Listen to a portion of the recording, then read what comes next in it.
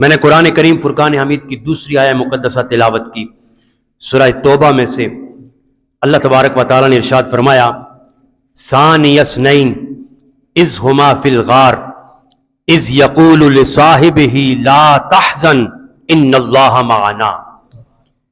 دو میں سے دوسرا، جب وہ دونوں غار کے اندر تھے، جب وہ فرما رہے تھے اپنے رفیق سے، اپنے صاحب سے، یعنی اپنے صحابی سے، کیا فرما رہے تھے؟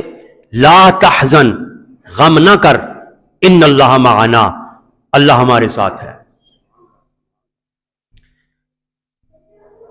اس گفتگو کے حصے میں آج ہم بات کریں گے خلیفہ اول سیدنا صدیق اکبر رضی اللہ تعالی عنہ کا مقام فنا فی الرسول صلی اللہ علیہ وسلم۔ خلیفہ اول سیدنا صدیق اکبر رضی اللہ تعالی عنہ یوں تو اپنے اندر بہت سارے کمالات، ان کے بڑے فضائل ہیں، ان کا مقام و مرتبہ اتنا ہے کہ اس پر کئی دن لگے رہیں تو بات مکمل نہیں ہوتی، لیکن آپ کے بے شمار کمالات میں آج جس موضوع پر ہم بات کریں گے وہ ہے آپ کا مقام فنائیت، فنا فی الرسول۔ دنیا تصوف و طریقت کے ایک اصطلاح ہے جس کو فنا کہتے ہیں، اور فنا کا مطلب یہ ہے کہ ایک ذات کے علاوہ اپنی ہستی کو مٹا دینا، صرف ایک ذات آپ کے پیش نظر رہے، یہ فنا کا مطلب ہے۔ اب تصوف کے اندر فنا کے 3 درجے ہیں۔ سب سے پہلے بندہ فنا فی الشیخ ہوتا ہے، جب کسی بھی طریقت کے کسی سلسلے میں داخل ہوتا ہے تو بیعت لیتا ہے تو کسی کا مرید بنتا ہے، تو پھر وہ طریقت اور تصوف کی منازل طے کرتے کرتے ایک وقت ایسا آتا ہے کہ بندہ فنا فی الشیخ ہو جاتا ہے۔ وہ فنا فی الشیخ کیا ہوتا ہے کہ ہر وقت اپنے شیخ طریقت کا تصور، چاہے وہ زندہ ہیں یا دنیا سے چلے گئے ہیں، ان کی تصویر آپ کے سامنے، اٹھتے بیٹھتے چلتے پھرتے، گویا جو شیخ کا رنگ ہے، ان کی جو کیفیات ہیں، ان کے جو معاملات ہیں، لباس جس طرح شیخ کا تھا اسی لباس کے اندر بندہ رنگ جاتا ہے، لباس میں، چال ڈال میں، خیالات میں، تصورات میں، گویا وہ اپنے شیخ جیسا نظر آتا ہے۔ تو جب وہ اپنے شیخ جیسا نظر آئے اور اپنے شیخ کے علاوہ ہر ایک کو بھول جائے، اس کو فنا فی الشیخ کہتے ہیں۔ دوسرا مقام ہے فنا فی الشیخ سے ترقی پاتے پاتے فنا فی الرسول ہو جانا، کہ کامل شیخ اپنے مرید اور سالک کو وہ جتنے طریقت کے اور سلوک کی منازلیں طے کراتا ہوا، ایک وقت ایسا آتا ہے کہ وہ اپنے سے آگے اگلے مقام اپنے مرید اور اپنے سالک کو مقام فنا فی الرسول پر فائز کر دیتا ہے۔ گویا پھر وہ شخص، وہ مرید، وہ سالک سرکار کائنات صلی اللہ علیہ وسلم کی سیرت، آقا علیہ الصلوۃ والسلام کی صورت، حضور سرور کونین صلی اللہ علیہ وسلم کے مطابق، ان کے اسوہ حسنہ کے مطابق زندگی بسر کرتا ہے، اور پھر اس فنا فی الرسول کا حال یہ ہوتا ہے کہ اس کو کبھی زندگی میں ایک مرتبہ نہیں بلکہ ہر روز دیدار رسول ہوتا ہے۔ وہ بیٹھا ادھر ہوتا ہے لیکن اس کو کچہری سرکار کائنات صلی اللہ علیہ وسلم کی نصیب ہوتی ہے۔ یہ روحانی طور پر وہ سرکار کائنات صلی اللہ علیہ وسلم کی بارگاہ کے سے فیض حاصل کرتا ہے۔ ایسے شخص کو فنا فی الرسول کہتے ہیں، اور فنا فی الرسول سے پھر اگلا مقام ہے فنا فی اللہ۔ اس پر کبھی بات کریں گے، لیکن آج ہم بات کریں گے فنا فی الرسول کیا ہے۔ فنا فی الرسول کی اگر بات کرنی ہے، اور اگر آپ جاننا چاہتے ہیں کہ فنا فی الرسول کسے کہتے ہیں اور یہ فنا فی الرسول ہوتا کیا ہے، تو اس کی ایک جھلک دیکھنے کے لیے بارگاہ صدیق اکبر میں جانا پڑے گا، اس لیے کہ اس روئے زمین کے اوپر، اس کائنات میں سرکار کائنات صلی اللہ علیہ وسلم جیسا محبوب کوئی نہیں ہے، اور صدیق اکبر رضی اللہ تعالیٰ عنہ جیسا محب کوئی نہیں ہے۔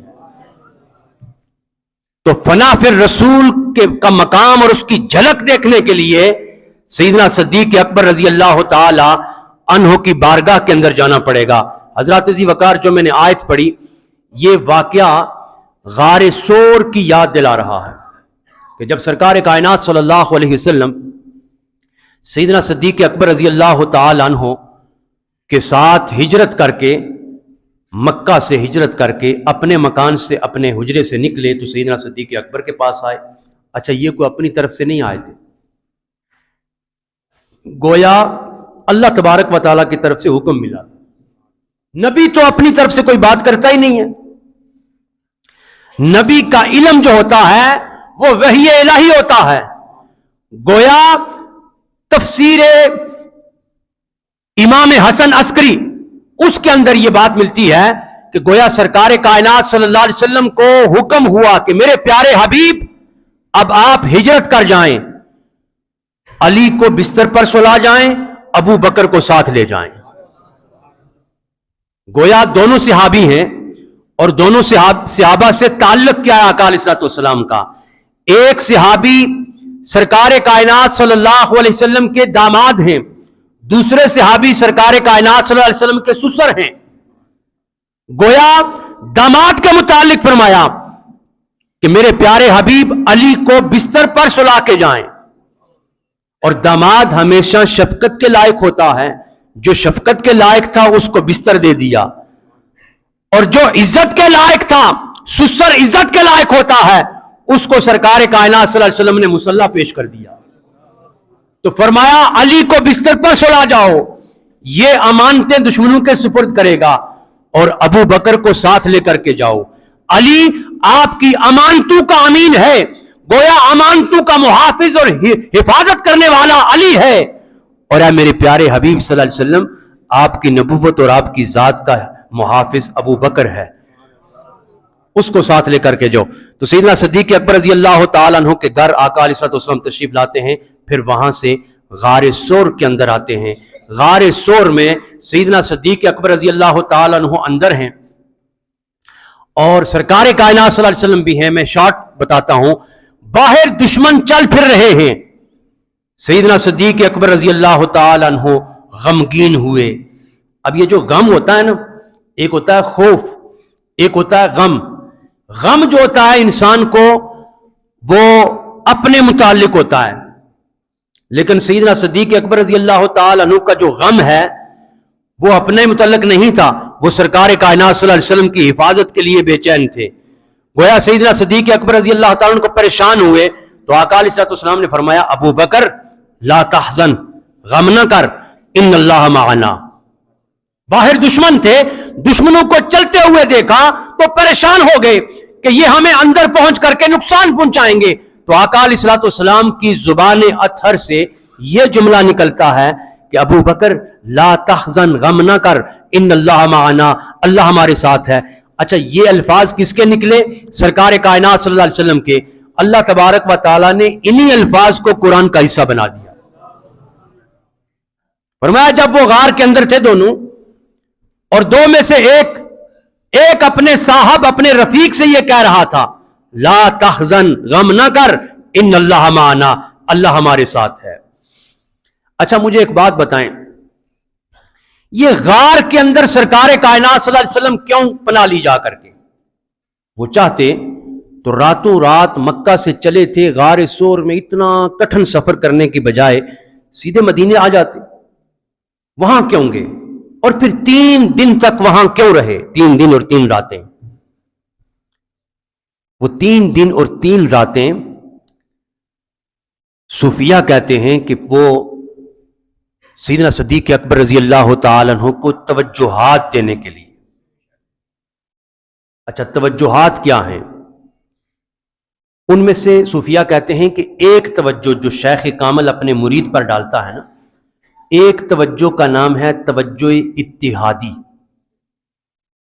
کہ جیسے شیخ ہے ویسے مرید نظر آئے گا، وہ لباس میں، شکل و صورت میں، چال ڈھال میں، گفتگو میں، معاملات میں۔ تو فرمایا کہ یہ جو توجہ اتحادی ہے۔ اچھا، اس کی مثال شارٹ میں ایک آپ بتاتا ہوں۔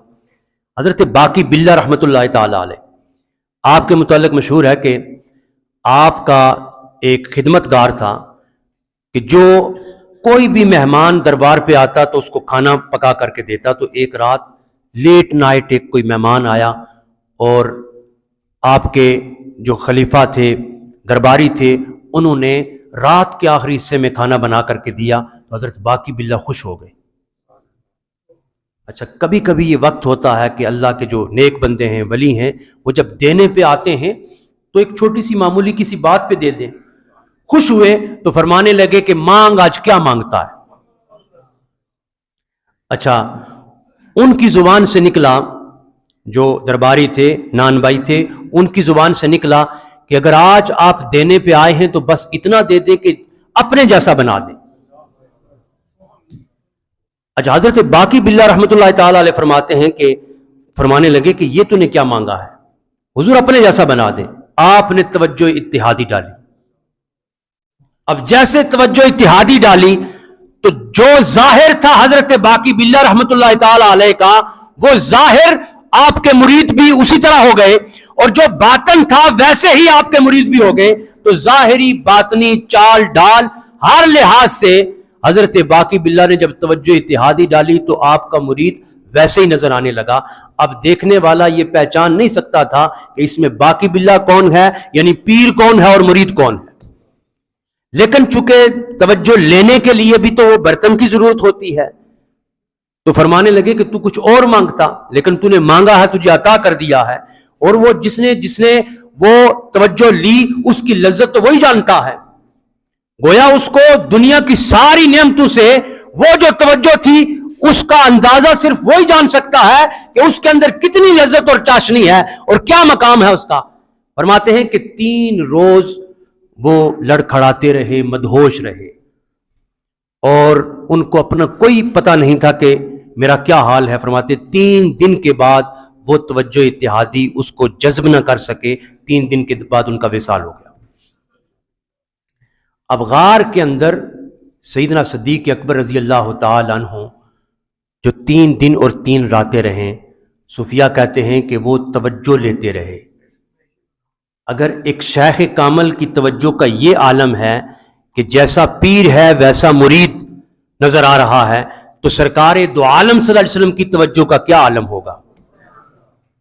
میرے نبی پاک صاحب لولاک صلی اللہ علیہ وسلم ایک توجہ کریں تو چاند کے 2 ٹکڑے ہو جائیں، ایک توجہ کریں تو درخت دوڑنے لگیں، ایک توجہ کریں تو پتھر کلمہ پڑھنے لگ جائیں. سرکار کائنات صلی اللہ علیہ وسلم ایک توجہ کریں، اس ایک توجہ کے اندر سرکار کائنات صلی اللہ علیہ وسلم کچھ بھی کریں، اللہ تبارک و تعالیٰ نے سب کچھ اپنے حبیب کو عطا کیا ہوا تھا. تو وہ 3 دن اور 3 راتیں کیسی توجہات تھیں. تو اس پر فرمایا کہ سیدنا صدیق اکبر رضی اللہ تعالیٰ عنہ کو چکے آقا علیہ الصلوۃ والسلام تیار کرنا چاہتے تھے کہ اس کے بعد امارت کا، خلافت کا منصب آپ کو ملنا تھا، ذمہ داری آپ کو ملنی تھی. گویا سیدنا صدیق اکبر رضی اللہ تعالیٰ عنہ کو تیار کر رہے تھے. اب میں آخری بات کرتا ہوں کہ سیدنا صدیق اکبر رضی اللہ تعالیٰ عنہ جو 3 دن اور 3 راتیں توجہ لیتے رہے، اس کا اثر کیا ہوا. فرماتے ہیں کہ جب غار سے نکلے اور یثرب پہنچے، اس وقت مدینہ بعد میں بنا، یثرب میں جب پہنچے وہاں تو ادھر وہاں پر ایک ہجوم ہے، مرد و زن، بڑے بچے سب استقبال کے لیے آئے ہیں. لیکن وہ یہ دیکھ کر حیران ہو جاتے ہیں، اس لیے کہ پہلے دیکھا ہوا نہیں تھا، نہ سرکار کائنات صلی اللہ علیہ وسلم کو دیکھا، نہ سیدنا ابو بکر صدیق رضی اللہ تعالیٰ عنہ کو دیکھا ہے. پہلی مرتبہ اہلیان مدینہ ان 2 ہستیوں سے شناسائی حاصل کرنے کے لیے جب وہ قطار اندر کھڑے ہیں استقبال کے لیے، تو سامنے سے 2 ہستیاں آ رہی ہیں، لیکن یہ پہچان نہیں پا رہے کہ ان میں آقا کون ہے اور غلام کون ہے. چال میں، ڈھال میں، رنگ میں، لباس میں، شکل و صورت میں، شباہت میں ایک جیسے نظر آ رہے ہیں. گویا وہ پریشان ہیں کہ اب ہم پہلے سلام کس کو کریں، کس طرح پتا چلے کہ ان میں نبی کون ہے اور صحابی کون ہے. سیدنا صدیق اکبر رضی اللہ تعالیٰ عنہ جان گئے کہ یہ لوگ پریشان ہیں، حضور صلی اللہ علیہ وسلم کو پہچاننے سے قاصر ہیں. تو دھوپ کڑک کی تھی. سیدنا صدیق اکبر رضی اللہ تعالیٰ عنہ نے کیا کیا کہ ایک چادر درخت کے نیچے ایک چادر اوڑھ لی اور سرکار کائنات صلی اللہ علیہ وسلم کے اوپر اس طرح چادر کر لی تاکہ دیکھنے والا یہ دیکھ سکے یہ جن پر چادر اوڑھی ہوئی ہے یہ آقا ہیں، جو اوڑھ کے کھڑا ہے یہ غلام ہے. یہ سیدنا صدیق اکبر رضی اللہ تعالیٰ عنہ نے جو توجہ اتحادی لی غار کے اندر، اس کا کمال تھا. تو سرکار کائنات صلی اللہ علیہ وسلم کے یہ پیارے صحابی سیدنا صدیق اکبر رضی اللہ تعالیٰ عنہ کا 2 دن کے بعد 22 جمادی الثانی کو وصال ہے. پوری دنیا کے اندر آپ کے عرس کی تقریبات چل رہی ہیں. انشاءاللہ العزیز آنے والے جمعہ کو بھی آپ پر بات کریں گے. پڑھیے یا نبی